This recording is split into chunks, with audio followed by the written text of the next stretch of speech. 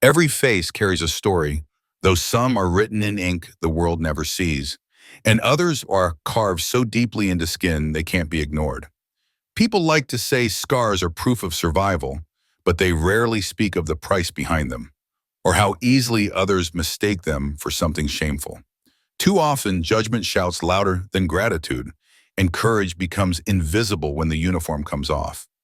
That Sunday, I watched an entire room shrink from a woman whose only crime was showing her battlefields where everyone could see them.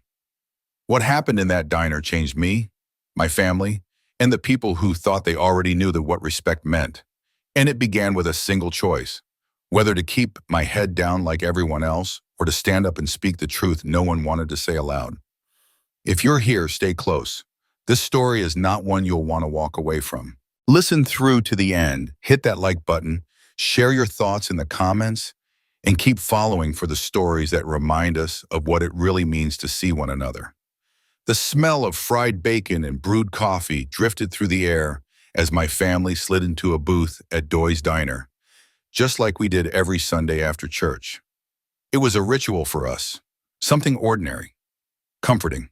But that morning, the comfort broke at the moment I noticed who carried the coffee pot. She moved with practiced precision, her dark hair pulled back, the tray balanced as though she'd done it all her life. But her face told another story. Jagged lines ran across one cheek, pulling slightly at the corner of her mouth. Her skin was uneven in color, healed but raw, like the memory of fire still lingered there. I froze because I recognized her, not from town, but from my father's photo albums. Dad had always kept an old stack of pictures from his service. In them, young soldiers laughed in desert dust, eyes sunburnt but defiant.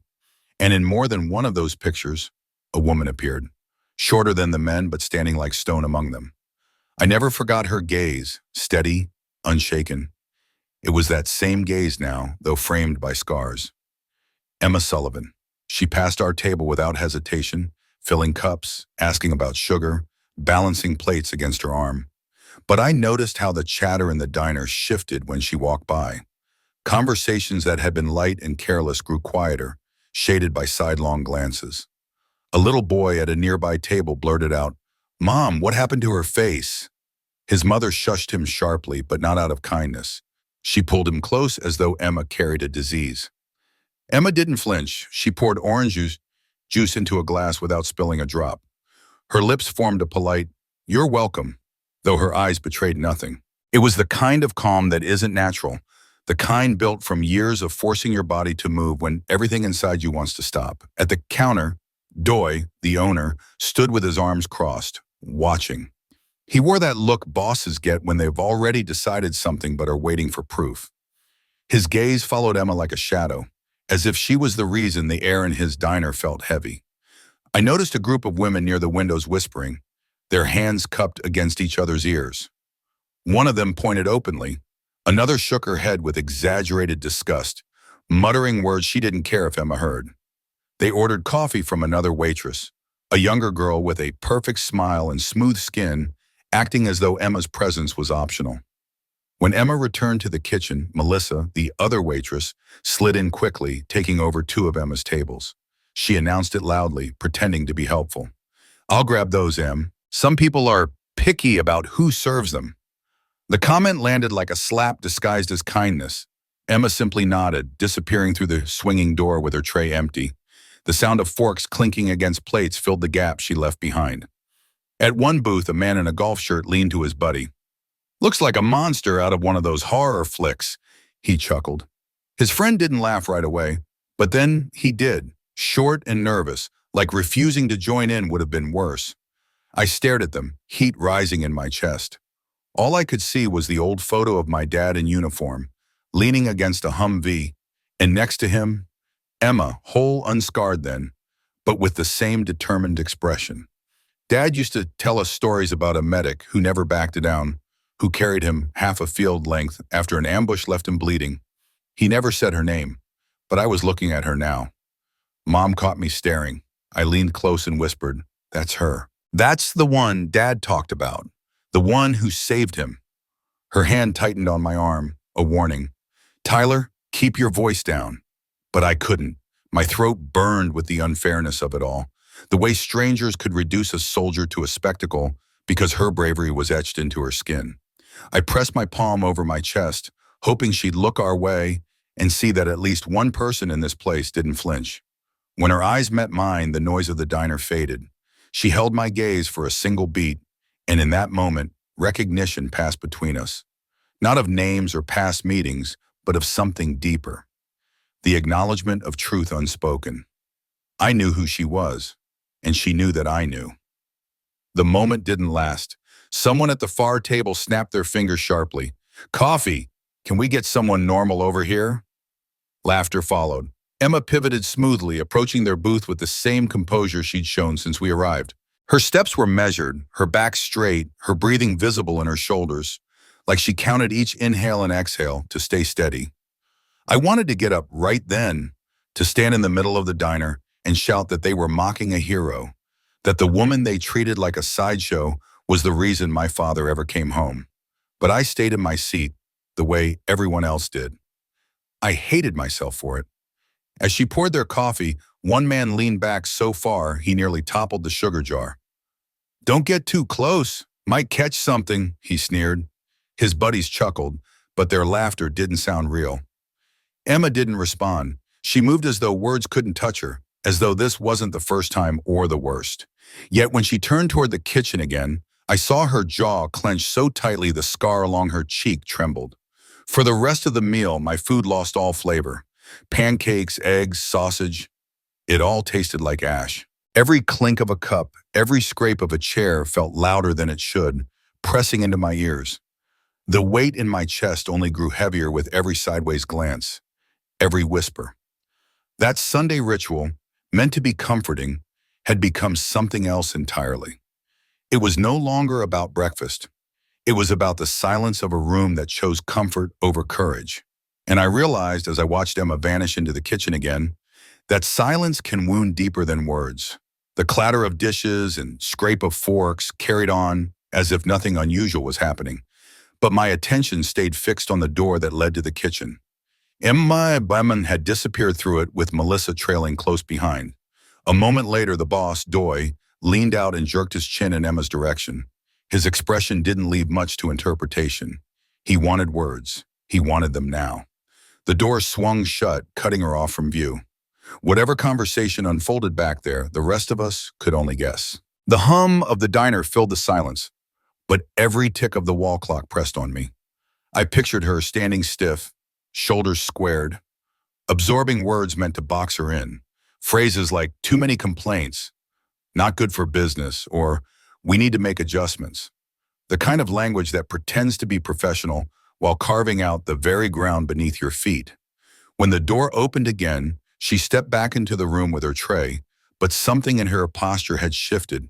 She still carried herself tall, but her eyes seemed heavier, like the weight of that closed-door talk pressed on her even now. Doy followed behind her briefly, crossing his arms and muttering to Melissa, who nodded far too eagerly. It didn't take long to see what had been decided. Two men in business shirts seated themselves in Emma's section. Before she could even reach their table, Melissa hurried over, all smiles. "I'll get you gentlemen started," she said, flipping her notepad with practiced flair. Emma froze mid-step, tray still balanced, then slowly turned away without a word. It wasn't a slip, it was deliberate. Melissa had just taken her table, with the clear approval of their boss. I watched it happen again. A couple entered, glanced at Emma, and Melissa swooped in, cheerful as ever, steering them toward her side of the floor. Emma stayed near the counter, waiting for a table no one would let her claim. "This is ridiculous," I muttered under my breath, my fork stabbing at cold eggs. Mom gave me a quick look, low and warning. "Tyler," she whispered, her hand pressing against my arm again. Her eyes flicked toward Emma and then back to me. I understood what she meant. Don't draw attention, don't stir trouble. But my chest was tight, my fists clenched beneath the table. Trouble was already here. It just wasn't mine. At another booth, a group of men in jackets had started in with low jokes, their words slipping across the room like oil. "Looks like something out of a nightmare," one of them said, not even bothering to whisper. "Bet she scares the kids at Halloween without a mask." His friend barked out a laugh, nearly knocking over his coffee. Another shifted in his seat, uneasy, glancing at Emma and then away. For a second, I thought he might tell them to knock it off, but he didn't. He just sipped his drink, letting the words hang there. Cowardice has many shapes. That day, it looked like laughter forced from tight throats and silence from those who should have known better. I couldn't stop thinking about my father's stories. The convoy ambush, the burning Humvee, the confusion of smoke and fire. He'd said once that it was a medic who ran toward him, dragging him by his vest even as bullets cracked overhead. He said she shielded him with her own body, that without her he wouldn't have lived long enough to meet me. He never gave me her name, but he spoke about her with the kind of reverence that only comes from standing at the edge of death with someone else's hands pulling you back. Now I knew. Emma Sullivan, the woman they treated like an inconvenience, had been my father's lifeline. And here she was, standing a few feet from me, forced to swallow insults in the very country she had risked everything to defend. "Mom," I whispered, leaning closer. "That's her. That's the medic Dad always talked about." Her hand froze where it rested on my sleeve. For a second, she didn't look at me, just kept her gaze on her plate. "Eat your food," she said softly. I felt my throat tighten. "She saved him, Mom, twice. And there—" She cut me off with a quick shake of her head, eyes sharp now. "Tyler, please, not here." Her words landed heavy. Not here. As if there was a better place for truth than right in front of the people mocking it. Emma came back into view, wiping her hands on her apron. A new table had opened in the far corner, 4 loud men with golf visors and booming voices. They waved her over, and she moved toward them with that same unflinching calm. Her tray rested against her hip, her pen poised. "Afternoon, gentlemen," she said evenly. "Can I get you started?" The tallest of the 4 leaned back, smirking. "Yeah, you can start by telling us what's wrong with your face." His buddies snickered, egging him on. Emma didn't flinch. "Soup of the day is chicken noodle," she said, writing on her pad. "Or I can bring menus if you'd like to take a look." "Oh, she's tough," another said, nudging his friend. "Must have been one hell of a bar fight." "Or maybe a car crash," the third chimed in, grinning. Finally, the fourth, quieter until now, asked, "So what was it?" Emma lifted her gaze, steady and unbroken. "Afghanistan," she said simply. The table went still for half a heartbeat. Then the first man chuckled, breaking the tension. "Well, thanks for your service, sweetheart. Now, how about some beers?" The others laughed, the sound sharp and hollow. A glass slipped from one of their hands, crashing to the floor. The man grinned down at the shards. "Oops, guess you better clean that up." The room watched as Emma crouched, gathering broken pieces. Not one person moved to help her. Not one voice called out the cruelty in front of them. She was a soldier on her knees, picking up shards while bullies leaned back in satisfaction. At the counter, Doy stepped forward, frowning, but not at the men, his eyes fixed on Emma. "That's enough," he said loudly, his voice cutting across the diner. "Clock out for today. You're causing a disruption." The words punched through me. A disruption. That was what he called her presence. Not courage, not survival, not the price of service, just a disruption to his tidy business. Emma rose slowly, the broken glass clutched in her hand. She set it on the tray, straightened her back, and looked at him. For the first time that day, her mask slipped. Pain flickered across her face, not from insults, but from betrayal. The entire room had gone quiet, and in that silence, I felt something inside me harden. If you are still listening now, don't turn away. Stories like this matter because they ask us what kind of people we really are when faced with cruelty. If it stirs something in you, stay with me through the rest. Tap like so this truth reaches more ears, and leave a comment, because silence only feeds the wrong side of history. The 4 men in golf visors had already decided to make Emma their entertainment. The first barbs had slipped out like careless jokes, but now, emboldened by her calmness, they leaned in harder. She stood at their booth, pen in hand, posture steady, eyes meeting theirs without a flicker. That composure seemed to fuel their need to crack it. "Afghanistan," she had said earlier, her voice flat, factual, unadorned. For a moment, even their laughter had faltered, as if the word itself carried a weight they weren't ready to touch. But it didn't last. Bet you were blowing stuff up, huh? One said, grinning as he spread his arms. Whole face went kaboom. Another whistled low. Nah, I'm thinking friendly fire. Nobody would do that on purpose. Their chuckles spread like smoke. I could feel heat crawling up my neck, my jaw clenching so tight my teeth hurt. Every instinct in me wanted to stand, to slam my fist on their table and shout the truth. But my body was locked in place, pinned by the same weight that pressed everyone else into silence. Emma wrote something on her pad, her hand steady. Chicken sandwiches, fries, and beers, she confirmed, her tone neutral, professional. Oh, she's good, the first golfer said, winking at his friends. Keeps a straight face, or well, what's left of it. They laughed again, loud and cruel, filling the diner with their mockery. A glass slipped, or maybe it was pushed, from one of their hands. It hit the tile with a shattering crack, splintering into jagged shards. The man leaned back, smirking. Better clean that up, sweetheart. Wouldn't want anyone getting cut. The sound of forks paused mid-scrape. Chairs stilled. Every eye in that room turned toward her as she crouched, tray in one hand, the other gathering sharp pieces of glass. The scar along her cheek caught the light as she bent, the jagged lines reflecting against the broken fragments. I wanted to move. I wanted to kneel beside her, take the shards from her hands, do something, anything. But I sat frozen, suffocating in the cowardice that bound the entire diner. Watching a soldier kneel before men who had never faced anything fiercer than a sand trap. When she rose, glass collected. Her movements were still measured, but her jaw tightened until I thought her teeth might break. She set the shards on her tray and turned to the counter. That was when Doy came out, his face stern. For one desperate heartbeat, I thought he was going to address the men, to tell them their behavior wouldn't be tolerated. Instead, his voice boomed across the room, directed only at her. That's enough, Emma. Clock out. You're causing a disruption. The words sliced through me. A disruption. That's what he called her presence, not her service, not her endurance, not her refusal to break under harassment, just a disruption to his business. Emma's head lifted, her eyes meeting his, and for the first time since I'd walked into that diner, I saw her composure crack. Not into weakness, but into something raw. Betrayal, clear and cutting, etched itself across her face. She didn't cry, didn't plead. She simply asked the question none of us had the courage to speak. You're firing me because of how I look? Her voice was steady, but it carried a weight that made the air thick. Doy shifted, glancing around at the tables, searching for backup in the faces turned toward him. Customers are complaining, he said finally. It's not good for business.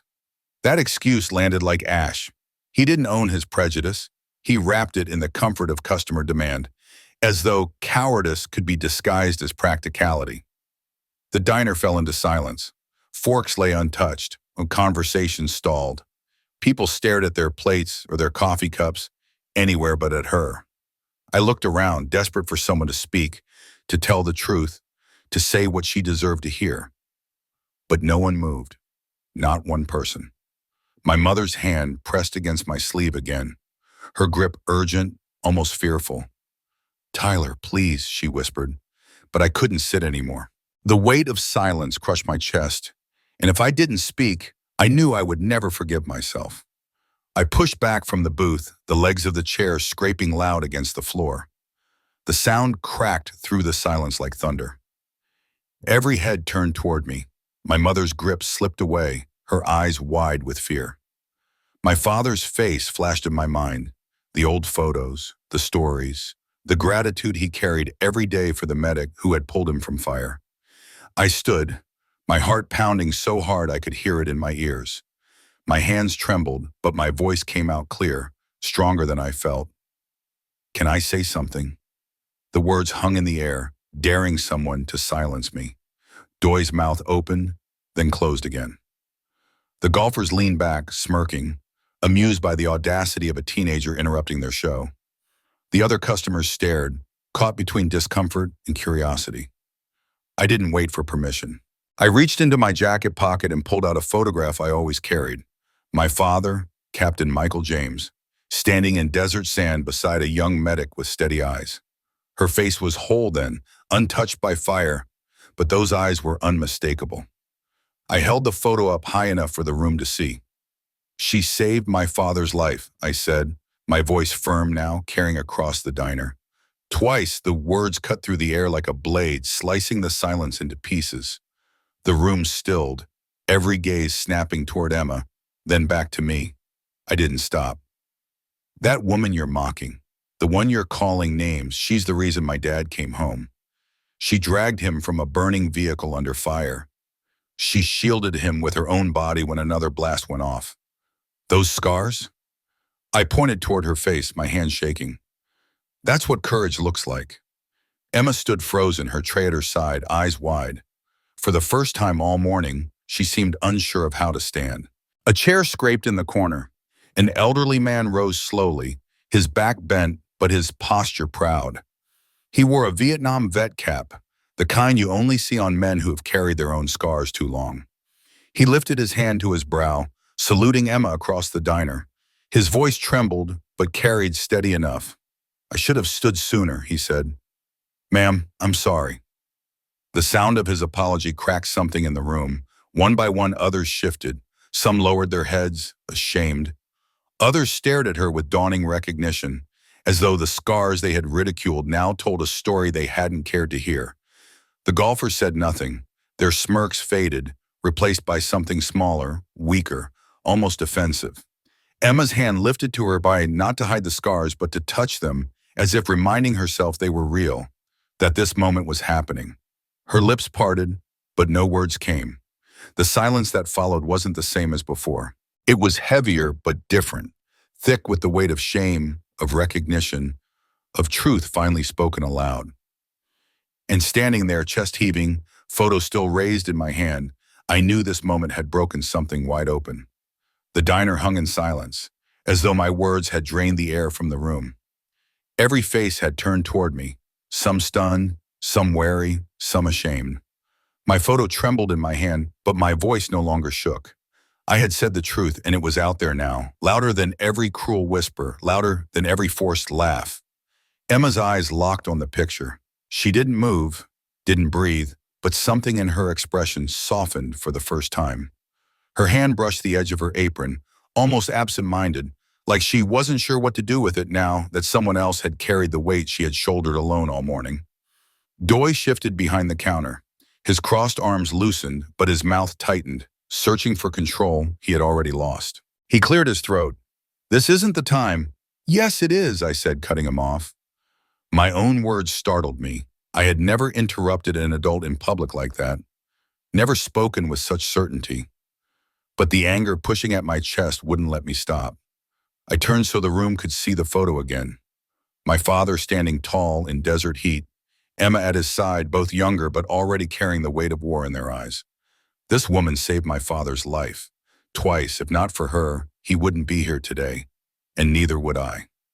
A murmur spread through the crowd, quiet and uncertain. People leaned closer, straining to catch every word. She dragged him from a burning Humvee after an ambush. She shielded him when a second blast went off. She didn't think about herself. She thought about the man bleeding at her feet. And now you're sitting here mocking the proof that she lived through it. You're sitting here laughing at scars she earned by being braver than anyone in this room. The silence that followed pressed against my ears. My heartbeat pounded so loudly, it felt like the only sound left. One of the golfers tried to laugh it off. "Kid, calm down. We were just joking." I whipped toward him, the photo still clutched in my fist. "That wasn't a joke. You humiliated a soldier for surviving. That's not funny.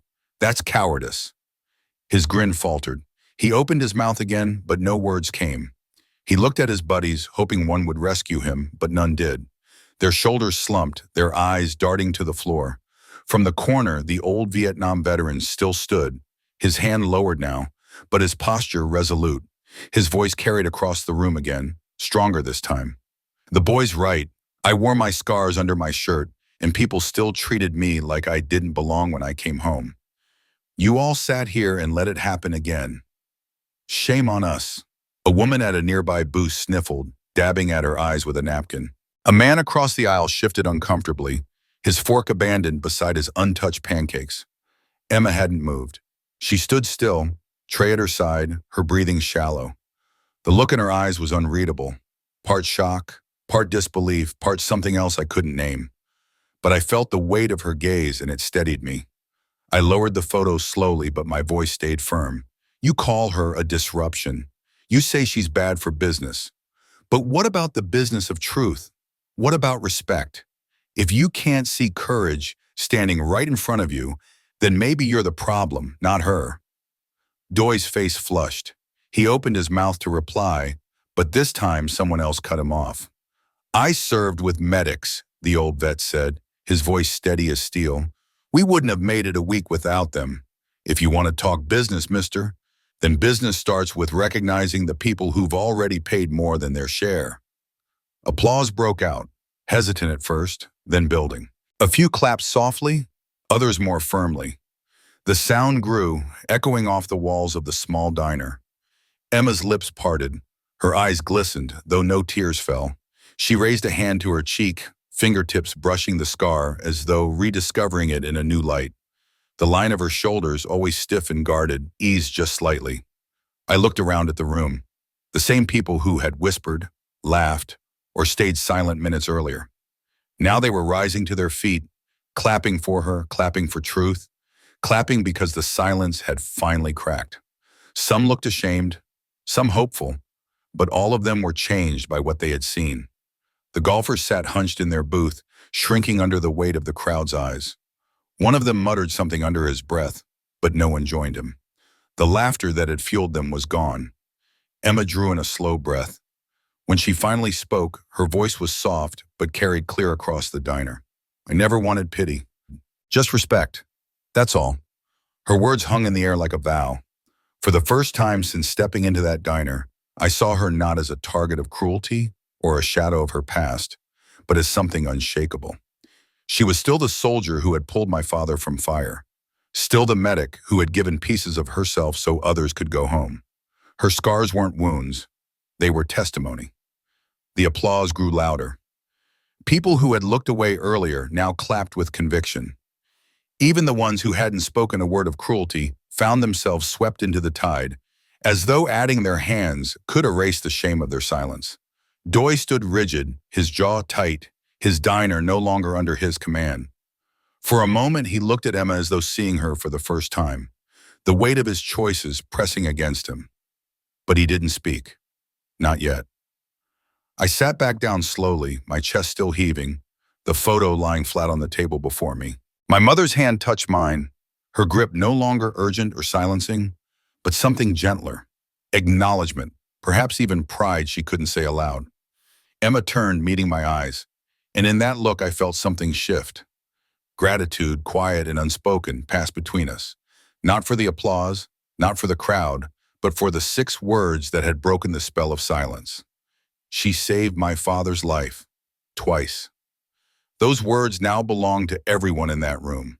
They carried the truth none of them could unhear, a truth that changed how they looked at her, how they looked at themselves. And as the applause filled the diner, I knew nothing would ever be the same again. If this part of the story moves you, don't scroll away. Stay with me. Tap like so more people can hear Emma's truth, and share in the comments a time you chose courage instead of silence. These moments matter more than we realize. The clapping swelled around us, a sound that didn't belong to any one person but to the room itself, rising from tables and booths, from mouths that had been quiet when it mattered most. The applause was uneven, awkward, almost clumsy, but it was real. And it was the first time since walking in that I felt the air in Doy's diner change. Emma stood in the center of it, not moving, her tray still hanging loosely at her side. The scars across her cheek caught the light, no longer a target for mockery, but a reflection of something harder to define. Tears trembled in her eyes, though they didn't fall. She pressed her lips together, holding herself steady in the middle of the storm she had endured for years. The old veteran lowered his salute slowly, his weathered face lined with something like relief. His eyes shone as he gave her a nod, a quiet recognition from one survivor to another. Around him, other customers rose to their feet. Some clapped with hands shaking. Others let tears run freely, no longer ashamed to show them. The applause grew louder, filling every corner of the diner until it drowned out the clatter of silverware and the hum of the neon sign. I turned my gaze toward the booth where the golfers sat. They had shrunk into themselves, their earlier bravado stripped away under the weight of the truth.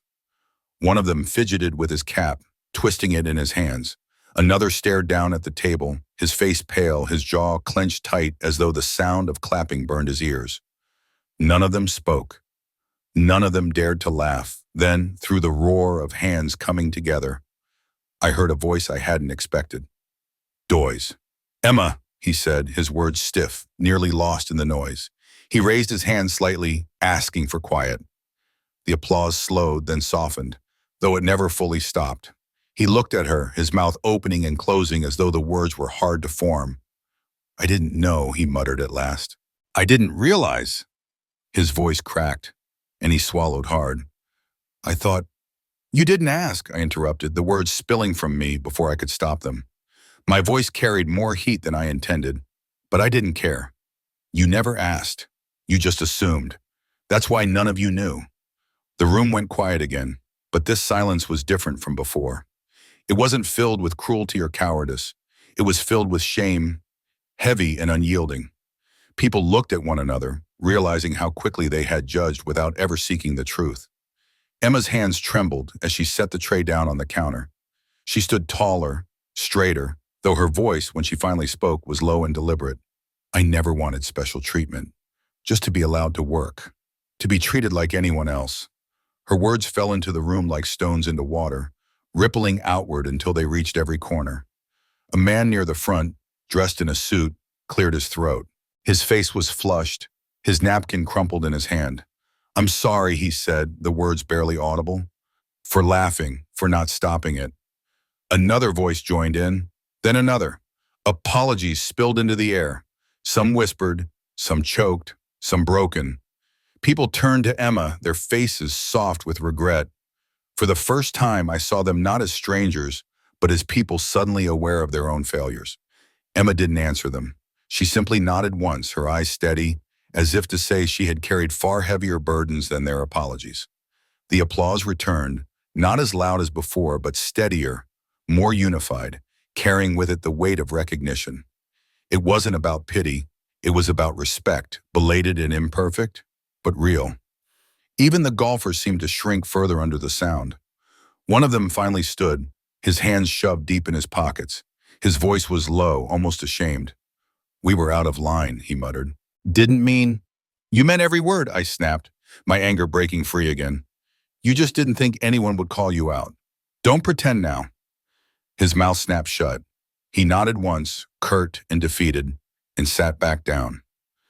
The diner felt different now. It wasn't just a place for pancakes and coffee. It had become a courtroom, a confessional, a place where truth had finally forced its way into the light. The walls seemed to hold the weight of everything unsaid, now spoken aloud. Emma wiped at her cheek with the back of her hand, not to hide her scars, but to clear the moisture that had finally spilled free. She gave a small, almost reluctant smile, the kind that carried both exhaustion and relief. I watched her, my heart hammering. This wasn't just about her anymore. It was about everyone in that room, myself included. We had all been tested, and most of us had failed until it was nearly too late. But now, here, something new had taken root. Applause echoed one last time before fading into a quiet hum of conversation. Plates clinked again, but softer, more thoughtful. People spoke in hushed tones, their laughter went on, replaced by words that carried weight. Doy stepped closer to Emma, his hands hanging awkwardly at his sides. His voice cracked when he spoke. "I'm sorry, I should have stood up for you. I should have seen you." She looked at him for a long moment, her eyes steady. "You can't undo what's already been done, but you can do better tomorrow." He nodded quickly, his face pale. "I will," he said, though his voice wavered. I believed him, not because he said it, but because the entire town had heard her, had seen her. No one could go back to pretending she was invisible. The old veteran stepped forward, his cane tapping softly against the tile. He reached Emma's side and placed a trembling hand on her shoulder. You remind me of the best of us, he said, his voice thick with emotion. Don't let anyone tell you different. Emma's eyes softened. She gave him a small nod, her lips pressing together as though words might break her composure. I sat back down, the adrenaline slowly draining from my body. My hands shook as I laid the photo flat on the table. My mom touched my shoulder gently, pride shining in her eyes even if she didn't speak it aloud. For the rest of that meal, the diner felt transformed. The whispers were gone, replaced by the sound of forks and knives used without shame. When people glanced at Emma now, their gazes lingered not in fear or disgust, but in recognition. They finally saw her. And though nothing could erase the cruelty she had endured, something had shifted. A town that had once looked away now understood what it meant to truly see. The days after that Sunday felt different, as though the town itself carried a bruise we couldn't ignore. People still went about their routines, shopping, mowing lawns, filing into church pews, but beneath it ran an undercurrent of reflection, the kind that lingers when silence has been broken too loudly to ever return. Emma didn't come back to the diner the next morning. Melissa worked both sections with a tired smile, while Doy hovered behind the counter, his usual confidence gone. Customers noticed the absence immediately. They asked careful questions, their voices low, not wanting to sound guilty, but needing to know where she had gone. No one had the courage to say it outright, but the truth sat heavy in every glance exchanged across the booths. They had driven her out, and they all knew it. It didn't last long. Word traveled fast in small towns, faster still when guilt fuels the gossip. Within a week, whispers spread that Emma had been offered a new position with the VA Outreach Center in the county. Communications coordinator, someone said. A desk, steady hours, health benefits. For the first time in years, she wouldn't be balancing trays while enduring stares. She would be paid to use her voice, to help connect other veterans with the services they deserved. I overheard my father on the phone one night, speaking in his office with the door cracked just enough for sound to escape. His voice was low, thick with emotion I rarely heard from him. She deserves better than a diner full of cowards, he said. If I can push her name through, I'll do it. When he hung up, I sat on the stairs, staring at the carpet. He stepped out, spotted me, and paused. For a long moment, we didn't speak. Then he gave me a nod, his eyes damp but proud. You did right, son, he said quietly. That was all, but it was enough. By the following Sunday, the diner looked different. Not in decor, the booths and counter were the same, but in spirit. Doy had posted a new sign in the window. The letters were bold, black against white, proudly serving veterans, all are welcome here. Some might have called it a gesture, maybe even a bandage for his conscience. But it was more than that. It was an admission, a public acknowledgement that things had to change. And in a town where people paid more attention to window signs than newspaper headlines, it carried weight. Inside, I noticed subtle shifts. Customers who had once whispered now greeted one another with careful courtesy. Conversations softened when strangers walked in. Not out of pity, but awareness. Doy himself moved differently, less brusque, less commanding, more willing to pause and listen. When a child pointed at a man with a prosthetic arm that week, his mother didn't hush him in fear. She explained softly that some people carry their battles on the outside and that was nothing to be afraid of. The man smiled, ruffled the child's hair, and kept walking. Emma's absence was felt, but not in silence. People spoke her name now, sometimes with guilt, sometimes with respect. For years they had ignored her presence, but now she had become a part of their conscience, a marker of who they wanted to be going forward. Her last shift at the diner came 2 weeks after the confrontation. Word spread quickly, and by mid-morning the place was packed. Not with gawkers or critics, but with neighbors who wanted to make amends in the only way they knew how, by showing up. When she walked in, apron tied neatly, tray in hand, the room erupted in applause. This time it wasn't awkward or hesitant. It was deliberate, sustained, and warm. People stood as she passed, shaking her hand, slipping folded bills into her pocket, pressing small notes into her palm. Some simply whispered, "Thank you." Others couldn't meet her eyes, but their trembling hands told the story. I watched from our booth as she moved through the crowd, no longer a shadow but a center of gravity. For the first time, she didn't carry herself like someone preparing for battle. Her steps were lighter, her smile, small but real, broke through now and then. She looked like a person who had finally been seen. Near the end of the shift, Doc emerged from the back carrying something carefully wrapped in brown paper. He placed it on the counter, called Emma over, and unwrapped it slowly. Inside was a framed painting, clearly homemade, of Emma in her honorary apron standing before an American flag. The brushstrokes were clumsy, the lines uneven, but the effort was undeniable. Beneath it, in messy black letters, it read, "Thank you for your service." The room fell quiet as she stared at it. She reached out, her fingers brushing the glass, then looked at Doy. Her voice was soft, almost fragile. "You didn't have to." "I did," he said firmly, though his throat bobbed as he swallowed. "I should have sooner. I'm sorry, Emma." She held his gaze for a long moment, then nodded once. "Then don't be sorry. Just mean it." The applause returned, softer but filled with something deeper than noise. Something like collective repentance. That night, when Emma left the diner for the last time, she didn't leave alone.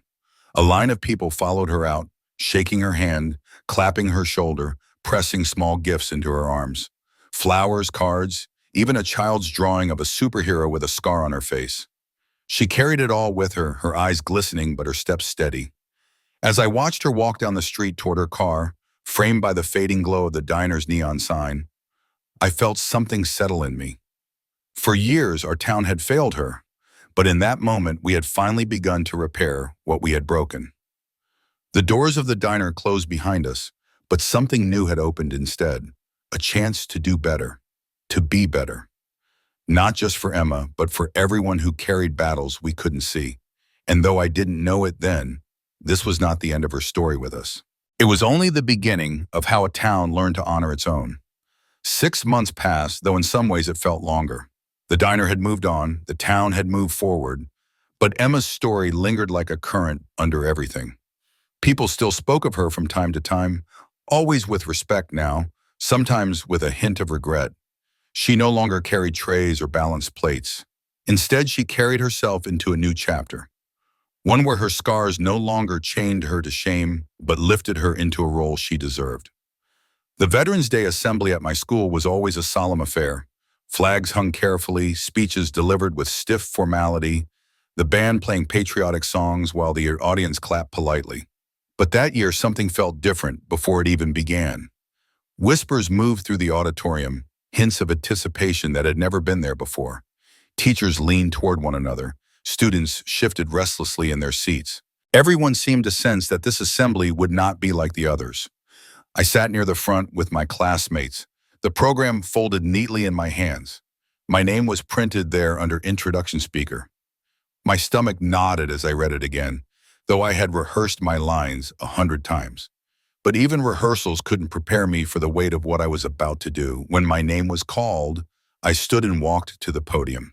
The bright lights blinded me for a moment, but I steadied myself, gripping the edges of the lectern until my hands stopped trembling.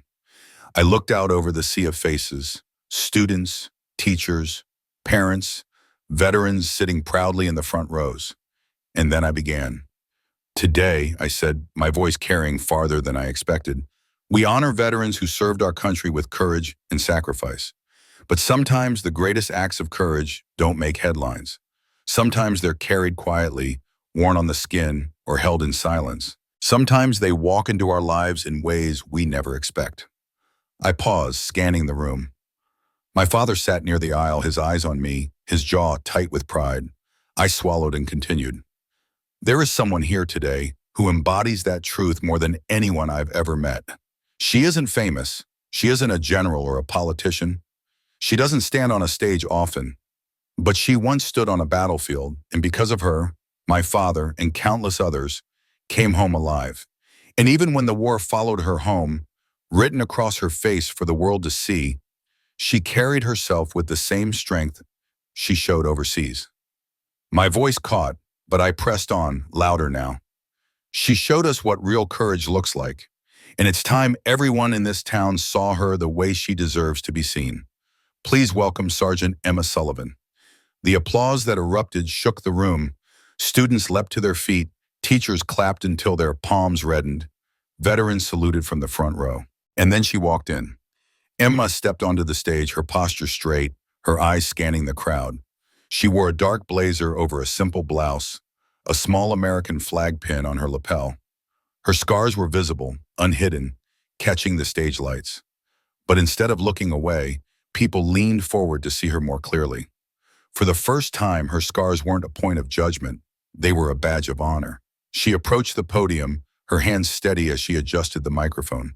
When she spoke, her voice carried across the auditorium with calm conviction. "I used to think these scars told people everything about me," she began, her hand brushing lightly against her cheek. "I thought they were the first thing anyone would ever notice, and the last thing they'd remember. And for a long time, I believed they were proof of something broken." She paused, letting the silence settle. But scars are not just reminders of pain. They are stories. Stories of survival, of sacrifice, of what it means to keep moving when the world tries to stop you. These scars aren't about what I lost. They're about what others gained. They're about the lives that were saved because I was there to act. Her eyes moved across the crowd, steady and unflinching. We all carry scars. Some you can see, and some you can't. But none of them should ever make you less in someone else's eyes. If anything, they should remind others of the battles you fought and the strength it took to keep going. The room was silent, hanging on every word. Even the fidgeting students, who usually whispered during assemblies, sat frozen, their gazes locked on her. Emma's tone softened. The truth is, we never know what someone else has carried through their life. We never know what it cost them to stand where they are today. But we can choose how we see them. We can choose respect. We can choose compassion. We can choose to see courage instead of shame. Her words sank into me like stones dropped in deep water, heavy and lasting. I thought of that diner, of the laughter that once filled it, of the silence that had been louder still. And I knew every person here was thinking of it too, even if they had never been there. When she finished, the room exploded with applause again. Students shouted, teachers rose to their feet, veterans saluted once more. Emma didn't bow or smile theatrically. She simply stood there, receiving their recognition with quiet dignity, her hand resting lightly on the podium. Afterward, the school unveiled something new in the hallway, a wall of honor, lined with photographs of local veterans. At its center hung a new frame, a picture of Emma in her diner apron, scars visible, standing proudly before the American flag. Beneath it, a small plaque read, "Courage serves daily." Students filed past it in silence, some touching the glass as they went by. Teachers paused, their eyes lingering. Parents took photos, tears shining in their eyes. It wasn't just a display, it was a reminder, permanent and undeniable. That night, as I lay in bed, I thought back to the first moment I saw her carrying that tray of coffee, how the whole diner seemed to shrink away from her. And I thought of the 6 words that had changed everything. She saved my father's life. Twice, those words had torn open the silence. And from it, something new had grown. Respect. Understanding. The kind of courage that spreads when people finally see each other clearly. I realized then that Emma had given me more than my father's life. She had given me an example to follow, a lesson I would carry forever. That true strength isn't loud, it isn't cruel, it doesn't hide behind mockery or silence. True strength is quiet, steady, unshakable. True strength serves daily without asking for recognition. And in that knowledge, I found my own scar, not on my skin, but etched into my heart, a reminder to never let silence be the final word. So if you take anything from this story, let it be this. Courage doesn't always look like medals or uniforms. Sometimes it looks like a woman balancing a tray or a boy standing up in a diner when no one else would. Courage is choosing to see, to speak, to stand when it matters most. If this story touched you, keep following. Hit like so others can hear Emma's truth. Share your thoughts in the comments because silence is too heavy a burden to carry alone. And come back for more stories that remind us what it means to be human.